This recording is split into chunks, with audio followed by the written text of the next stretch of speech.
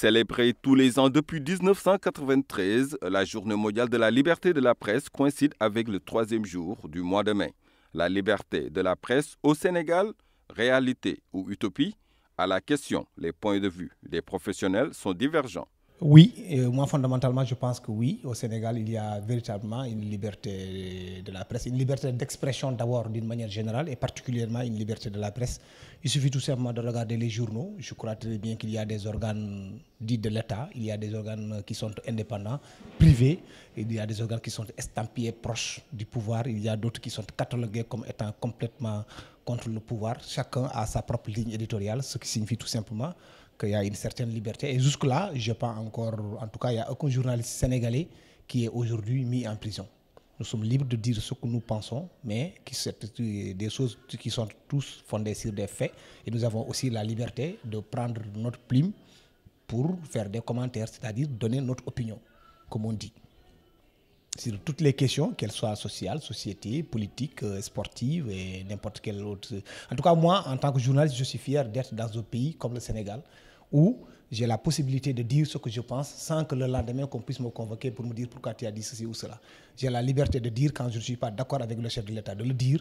J'ai la liberté de dire quand je ne suis pas d'accord avec l'opposition, de le dire. J'ai la liberté aussi quand je suis d'accord avec le chef de l'État, de dire effectivement je suis d'accord avec les actes qu'il a posés, tout comme quand je suis d'accord avec les actes posés par l'opposition, de le dire.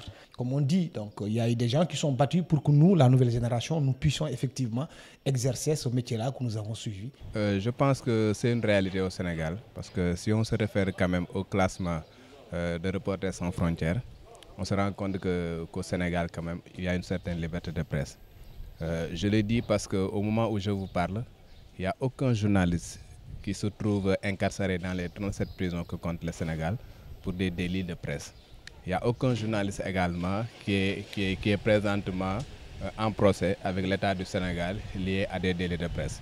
Et je pense qu'au Sénégal également, on n'a jamais tué un journaliste pour ce qui concerne son travail de journaliste. Ce qui fait quand même, si on se base sur ces critères-là, on se dit qu'au Sénégal quand même, il y a une certaine liberté de presse. Il y a également le fait que les journalistes ont une liberté de ton. Au moment où je vous parle aujourd'hui même, il y a la presse qui doit organiser une marche. Et c'est une marche qui n'a pas été interdite par l'État du Sénégal. Et je pense que cela également relève tout simplement de la liberté de presse.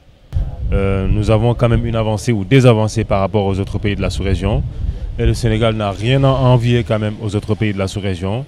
Même si c'est vrai qu'il y a quelques zones de turbulence ou de friction que nous rencontrons toujours. Comme ce fut le cas à Walfadjri, avec donc un auditeur qui a eu donc à traiter aussi de tous les noms d'oiseaux le chef de l'État, et qui par la suite aussi, on a vu que cette télévision a fait un peu les frais donc, de cette affaire, et entre autres. Mais bon, d'accord, nous ne créons pas des télévisions ou des chaînes, en fait un groupe de presse pour insulter. Mais quand même quelqu'un qui insulte, je crois aussi que vraiment, quoi que l'on puisse dire, le direct a ses réalités et le direct a ses failles. Et je crois, je ne cherche pas à défendre Walfadjri, mais si vous regardez bien, après donc l'interview ou après donc que ce bonhomme ait commencé à dire des satanités sur le président de la République, automatiquement il a été interrompu. Donc je ne voyais vraiment pas la raison pour laquelle que cette télévision soit, comment va-t-on dire, assujettie à des règlements ou à des contraintes ou à des directives venant même donc du pouvoir. Alassane Samba Diop avait dit donc l'année dernière, si je ne me trompe, je ne me rappelle plus exactement de quoi il s'agissait. Je crois que c'était une affaire de terrorisme. Il s'est fait convoquer donc à la division des investigations criminelles. Je crois qu'on n'a pas besoin de ça. Au contraire, les journalistes sont là pour informer, les journalistes sont là pour aider, les journalistes sont là comme des partenaires. Il ne faudrait pas qu'on nous regarde également comme des adversaires ou nous-mêmes que nous nous regardions comme des chiens de faïence, quoi. Pour l'exécutif, pas de doute, la liberté de la presse est bien une réalité au pays de la Teranga.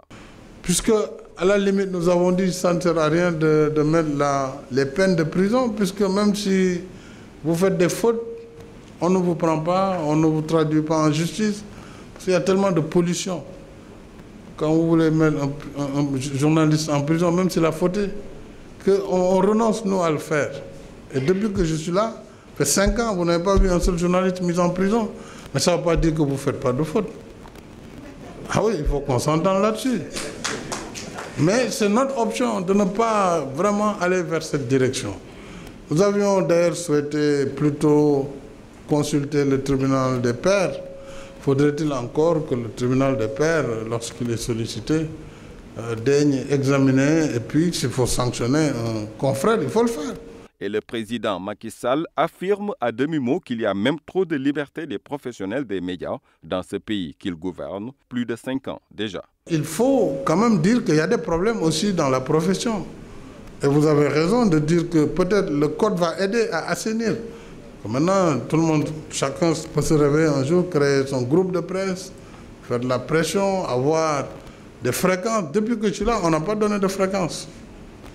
Pas une seule. Toutes ces fréquences ont été données avant 2012 et à la veille des élections. Mais nous allons mettre de l'ordre. La Journée mondiale de la liberté de la presse permet d'évaluer la liberté de la presse à travers le monde, de défendre l'indépendance des médias, entre autres.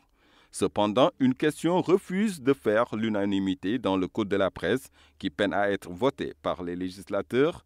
C'est la dépénalisation des délits de presse qui est d'ailleurs aujourd'hui supprimée. Je crois même que la question a été dépassée. La dépénalisation de la presse, c'était véritablement le point d'achoppement depuis le pouvoir d'Abdoulaye Wade jusqu'à l'arrivée de Macky Sall au pouvoir. Et aujourd'hui, on passe à autre chose. Il n'existe dans aucun pays au monde où on permet à une catégorie socio-professionnelle d'individus de leur dire moi, vous êtes libre de tout ce que vous êtes libre de faire ce que vous voulez sans pour autant que vous tombez sous le coup de la loi. Il y a un principe général de droit qui dit que la loi a une portée générale et impersonnelle.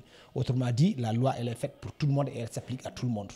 C'est vrai, c'est un débat quand même, parce que même au sein de la presse, certains sont contre la dépénalisation. Bon, il faudrait quand même dans toute chose, comment va-t-on dire, un juste milieu. Nous ne sommes pas des hors-la-loi. Mais, quoi que l'on puisse dire, je ne vois vraiment pas la raison pour laquelle qu'il faudrait donc vraiment mettre des journalistes en prison pour certains délits de presse. Ça, je ne le vois vraiment pas. Mais pour autant aussi, nous journalistes devons nous ressaisir pour ne pas écrire n'importe quoi sur les gens. Je crois que c'est un juste milieu à trouver. Et puis, dès qu'on aura ce juste milieu, comme on dit, chacun saura garder ses vaches. Oui, je suis foncièrement contre. Je suis contre parce que je trouve que nous sommes des journalistes et nous ne devons pas être en marge de la société. Nous tous les jours, nous écrivons un certain nombre d'informations pour dénoncer un certain nombre de dérives. Que ce soit au niveau de l'administration, que ce soit au niveau des entreprises privées, que ce soit même au niveau de la dépravation des mœurs au niveau de la société. Nous nous imposons ce travail-là parce qu'il est notre devoir de le faire. Mais également, quand on fait un travail, nous portons ce travail-là à la censure populaire. Donc je pense qu'il faut quand même qu'on essaie de souffrir un peu, que les populations puissent évaluer notre travail, puissent nous critiquer par rapport à notre travail, et que si on porte atteinte à l'intégrité, à l'honneur et à la considération d'une personne, que cette personne-là puisse bel et bien aller au niveau du tribunal pour se faire justice. Le problème, c'est que les gens ont voulu substituer la dépénalisation par une amende, alors que là, c'est un couteau à double tranchant. Il faut faire très attention. Moi, je préfère que quand j'ai commis une diffamation, que je sois condamné, mais qu'on laisse mon groupe de presse Sud Communication continuer. Mais on ne peut pas dire, oui, Abdoulaye Thiam, vous avez commis un délit de presse, mais dans la mesure où vous ne pouvez pas être condamné, votre organe de presse est obligé à payer 500 millions. Ça n'a pas de sens. Ce qui signifie tout simplement, on va demander à Sud de mettre la clé sous le paillasson.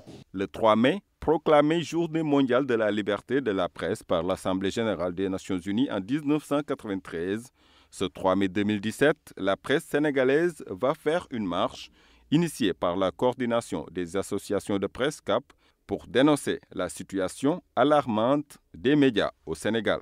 Excellence, Monsieur le Président de la République, les acteurs des médias s'apprêtent à organiser après-demain une marche dite nationale pour réclamer à juste titre de meilleures conditions et redonner à leur profession ses lettres de noblesse. Il s'agit surtout de se battre pour que notre presse dans son ensemble, de par la qualité de ses productions, des attraits qu'elle offre à ses animateurs, mais également de la pérennité et de la viabilité des entreprises de presse, de l'environnement économique des médias, global des médias, soit digne d'une démocratie comme la nôtre.